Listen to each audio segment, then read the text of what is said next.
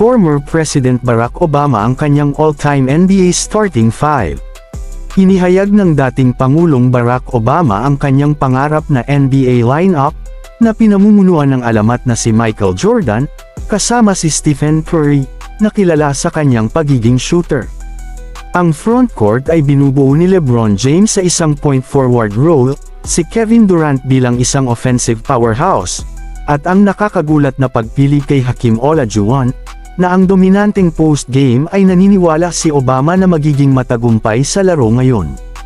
Habang ang pagsasama ni Olajuwon ay maaaring magdulot ng pagtataka kumpara sa iba pang mga alamat na center, ang lineup ni Obama ay itinuturing na isang malakas na koponan na maaaring makipagkompetensya sa sinuman sa kasaysayan.